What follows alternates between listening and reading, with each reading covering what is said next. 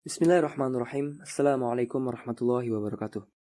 Allah Subhanahu wa taala merupakan zat yang menciptakan segalanya di semesta ini. Malaikat, manusia, langit, bumi, planet, binatang, jin, setan, dan lainnya. Allah Azza wa Jalla telah menciptakan segala sesuatu karena kebijaksanaannya atau hikmah yang sempurna. Dia tidak menciptakan sesuatu dengan sia-sia. Setiap makhluk memiliki tugasnya masing-masing, serta hikmah yang Allah letakkan padanya. Hal itu untuk menampakkan kekuasaan dan keagungannya pada makhluk, dan menjadi jelas pada ciptaan manusia, yang Allah jadikan pada makhluk-makhluknya. Terdapat tanda-tanda kekuasaannya bagi orang-orang yang berakal dan yang menerungi ciptaannya.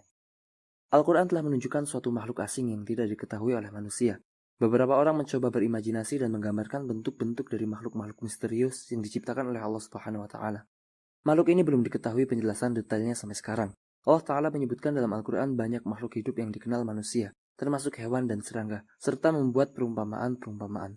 Allah Subhanahu wa taala berfirman, وَيَضْرِبُ اللَّهُ الْأَمْثَالَ لِلنَّاسِ لَعَلَّهُمْ يَتَذَكَّرُونَ.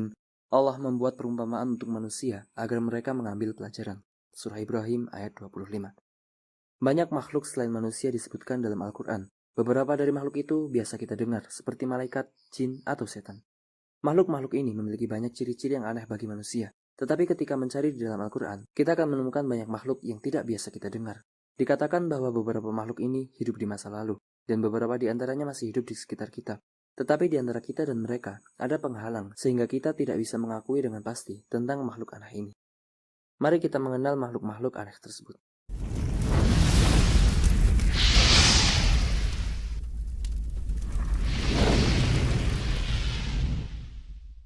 Pertama, Dabbatul Ard.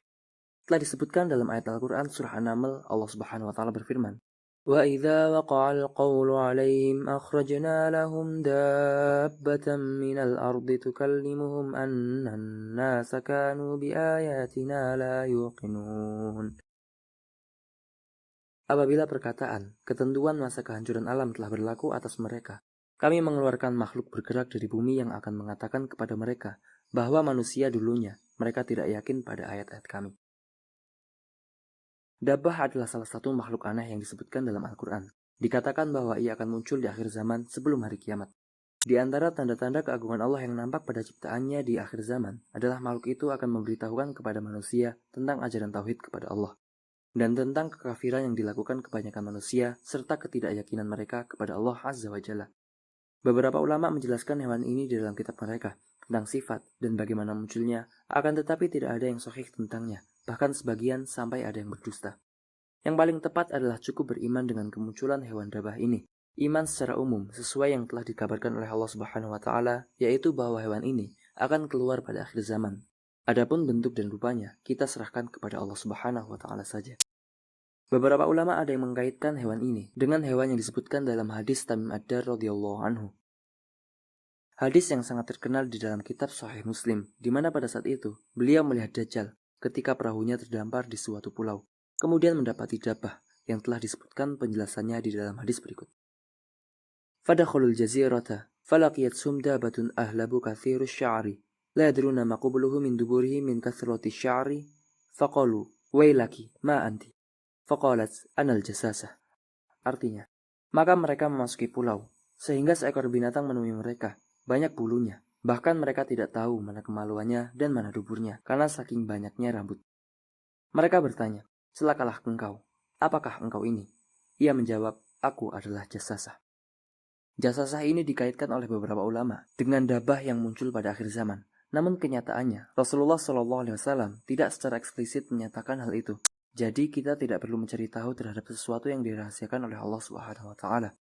Ada juga ayat-ayat dalam Al-Quran yang menunjukkan adanya binatang di langit dan bumi. Di antaranya firman Allah Ta'ala, وَمِنْ آيَاتِهِ خَلْقُ السَّمَاوَاتِ وَالْأَرْضِ وَمَا بَثَّ فِيهَا مِنْ دَابَّةٍ وَهُوَ عَلَى جَمْعِهِمْ إِذَا يَشَاءُ قَدِيرٌ. Di antara tanda-tanda kebesarannya adalah penciptaan langit dan bumi serta makhluk-makhluk melata yang dia sebarkan pada keduanya. Dia maha kuasa mengumpulkan semuanya apabila dia menghendaki. Surat Asy-Syura ayat 29. Beberapa ulama berpendapat bahwa lafaz hewan melata merupakan suatu makhluk selain malaikat, karena Allah Ta'ala membedakan antara makhluk melata dan malaikat pada penyebutannya, di mana Allah Subhanahu wa Ta'ala berfirman, وَلِلَّهِ يَسْجُدُ مَا فِي السَّمَاوَاتِ وَمَا فِي الْأَرْضِ مِنْ دَابَّةٍ وَالْمَلَائِكَةُ وَهُمْ لَا يَسْتَكْبِرُونَ. Hanya kepada Allah lah mereka bersujud, segala apa yang ada di langit dan apa yang ada di bumi, yaitu semua makhluk yang bergerak atau bernyawa.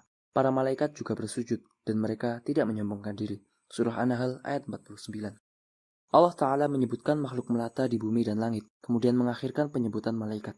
Begitu juga kita mengetahui bahwa di langit ada malaikat yang tidak ada yang tahu jumlahnya melainkan Allah Subhanahu wa Ta'ala.